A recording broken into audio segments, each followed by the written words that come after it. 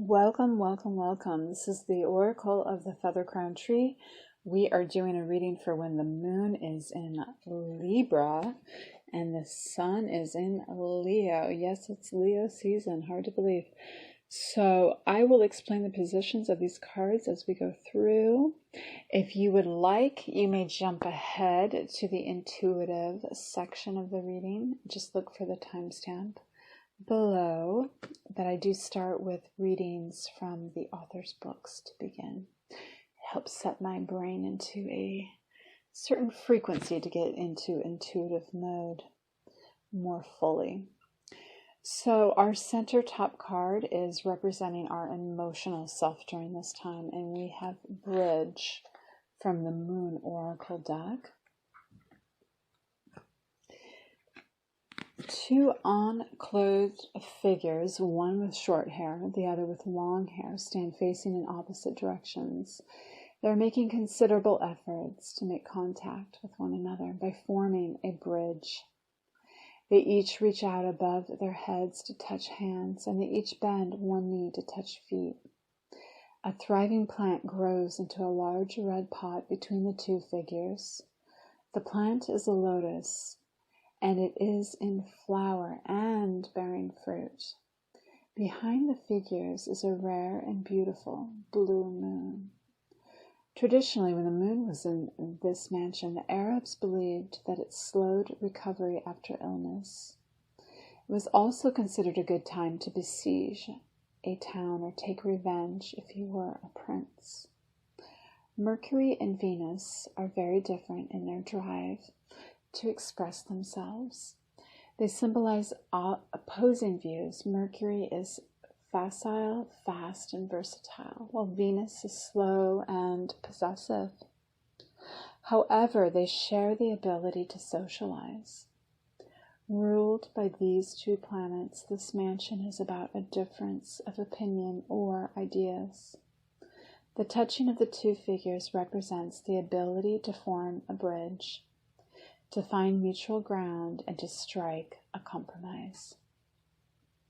Mansion 6 is a peace-making card, and drawing it reveals the popularity of a harmonious outcome to a situation in which there has previously been great opposition.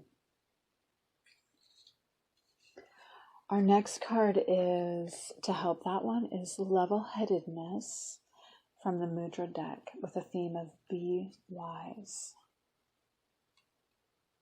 The Atmanjali mudra, a greeting to the inner self. The gesture of greeting activates brain activity and brings inner composure. This mudra opens the door to inner calm and thus to one's inner source of strength, healing, wisdom, and joy. Let your breathing become slow and deep. Year for year, our needs and desires change a little. See through your mind's eye, your source of inner understanding, as a shining apparition of light. Ask this figure whatever you wish to know. What is important to you at present and in the future? What can lighten your life? What is yours, and what will bring fulfillment? Tranquility and inner wisdom characterize my life.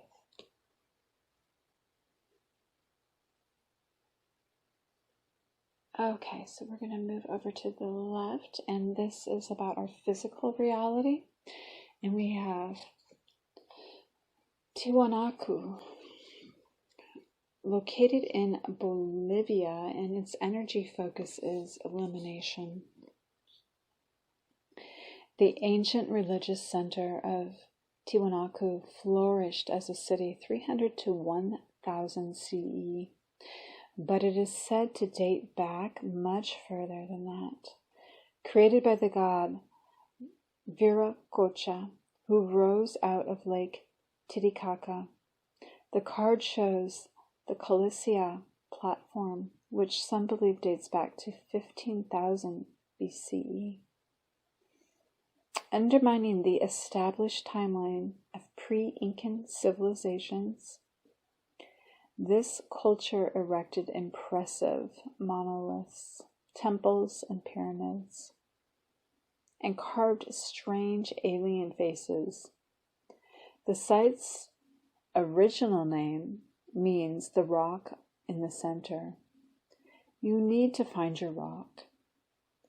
This might be a relationship, a place that offers sanctuary, or something you love doing. Be that playing an instrument, dancing, cooking, gardening, whatever truly immerses you so your conscious mind can rest. If you haven't found your rock yet, then now is the time to look for it. So true. I completely believe in that. So our therapy card for this one from the Essential Oils deck has the theme of immunity, protective. Its trigger statement is, I am not safe. And its true statement is, I am secure. Fill any areas of energetic weakness with strength. You can walk easily, knowing that you are safe and protected. Okay, now we're going to go over to the right and look at some cards about how we can connect to our higher self. And from the Angels of Atlantis deck, we have Jophiel with the theme of joy, which I'm happy to see because we had that earlier this week. So let's see here. We've got the card you have chosen brings forth a ray of joy. Remember, we come from the source, which is a place of total well-being and infinitely unfolding creative possibility. Explore the playfulness of life's joy and soak in the effervescence of play. The dolphin's truthful force reminds us of the carefree energy we felt as children. Ask Jophiel to surround you with joyous elementals to help you in your journey, and chant He from the crown chakra to assist the release of joy. And to accompany that message, we have from the Rainbow Oracle the message of intuitive communication. This card asks you to connect to your intuition and to listen to your inner voice and wisdom. You have a wealth of knowledge inside you that is asking to be listened to. The answers to your questions lie inside. And now is the time to trust your inner intuition. Meditate on the color light blue to connect with your intuition. This color will help you to open up to your own wisdom and your spiritual connection.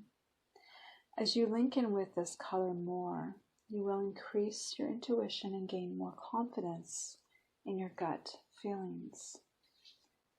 I trust my intuitive wisdom and the signs that the universe gives me. All right, I am plunging in here to the intuitive part of this reading.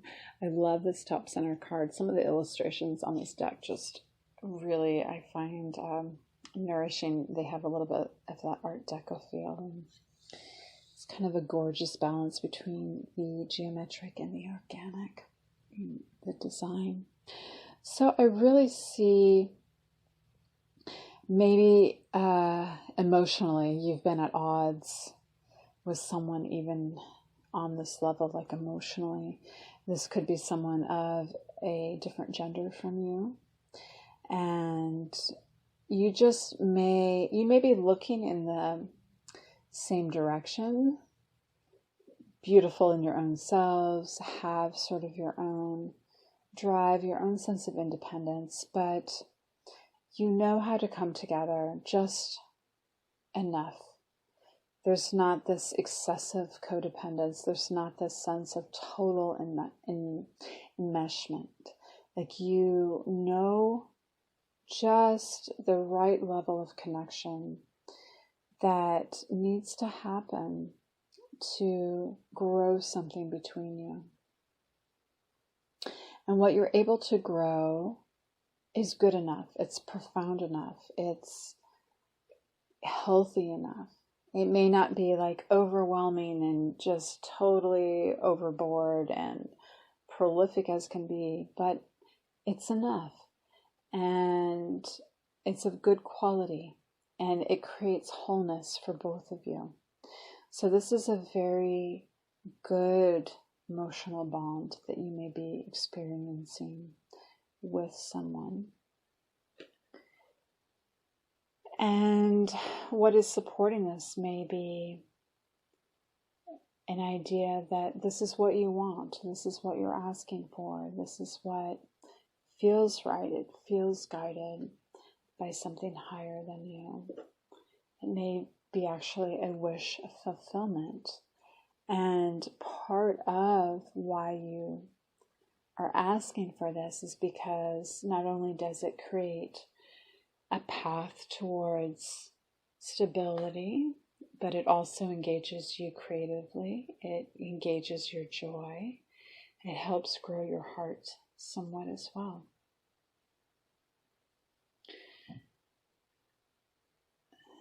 Now, what I'm seeing physically for you is strange. It's a little bit off-putting here at first. I'm getting a lot of decay, loss.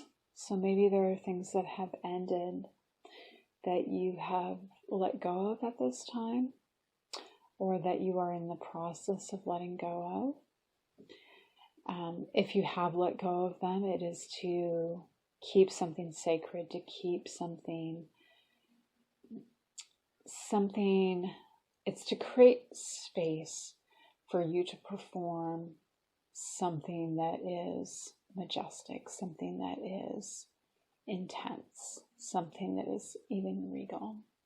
And I see you sort of ruling over this space, becoming almost a demigod in your own right of this type of space, because you have been able to let go of things from the past. Not that you don't honor those things from the past, but you know how to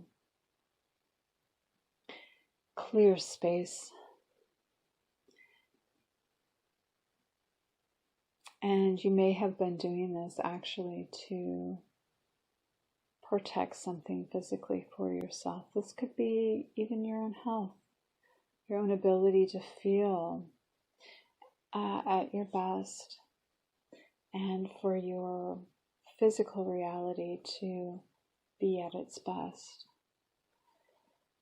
I am seeing that there is an intense amount of playfulness and sparks going off that move beyond sparks of creativity. There definitely is already an establishment of, yes, you have passion, yes, you have creativity, but now it's being empowered by this need to express itself and be in the world. So maybe you're entering that space this week and playing more with that energy, which is absolutely refreshing to see.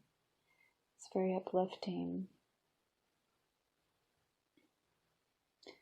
And it may be because you've learned a new skill. Maybe you've learned to connect in different ways, to have an ability to listen to aspects of yourself that are not as logical. So you could be making decisions from a space that are guided by impressions that come from just a different part of your way of processing information that has nothing to do with, like 1 + 2 = 3. It's just a completely different, it's a logic unto itself, and it's called intuition.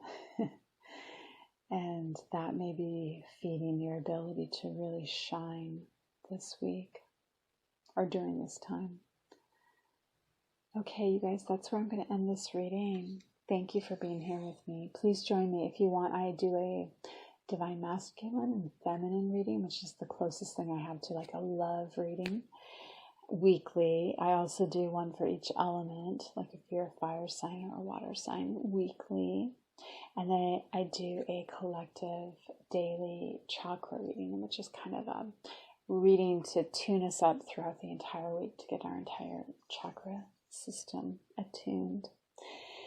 So please join me if you want for those, and take care. Love you lots, and happy to be with you. Thanks so much.